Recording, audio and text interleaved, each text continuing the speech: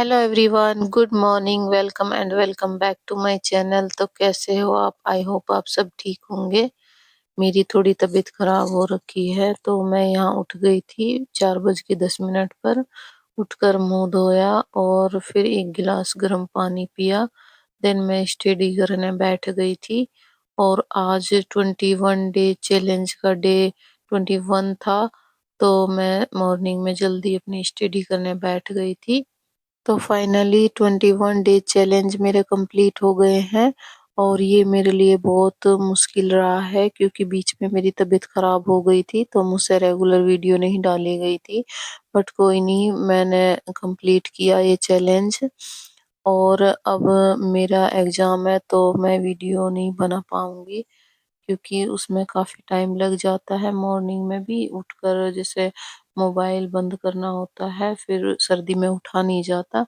मन करता है बैठे बैठे स्टडी करते रहें, तो इसलिए। और कुछ मतलब एग्जाम है, तो मुझे पढ़ना है, तो इसलिए मतलब वीडियो शूट नहीं कर पाऊंगी मैं। तो यहाँ मैं 1 घंटा स्टडी की मैंने।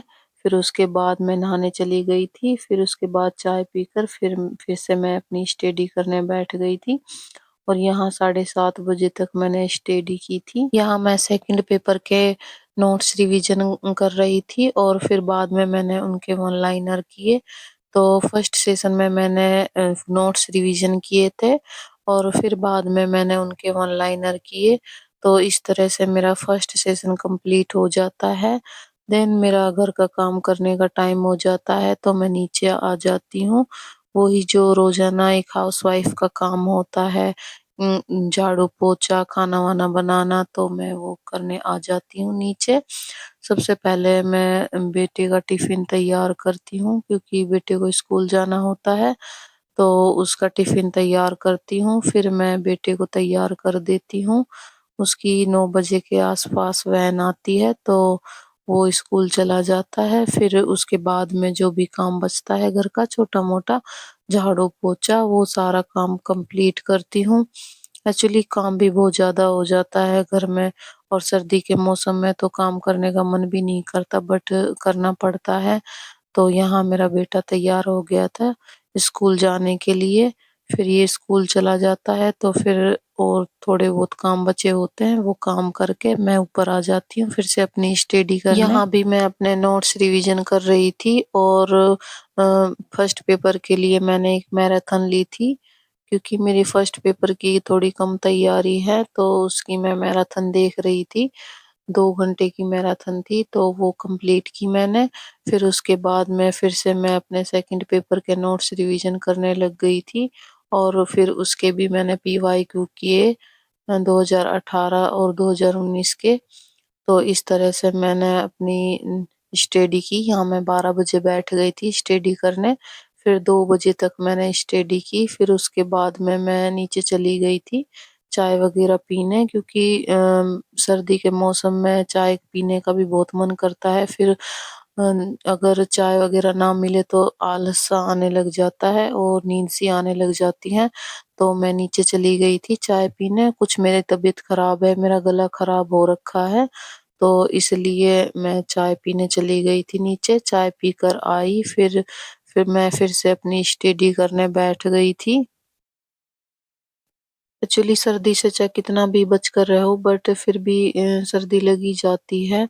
तो मेरे साथ भी कुछ ऐसा ही हुआ था, और मेरी तबीयत खराब हो गई थी। और तबीयत खराब हो जाती है तो फिर पढ़ने का मन भी नहीं करता।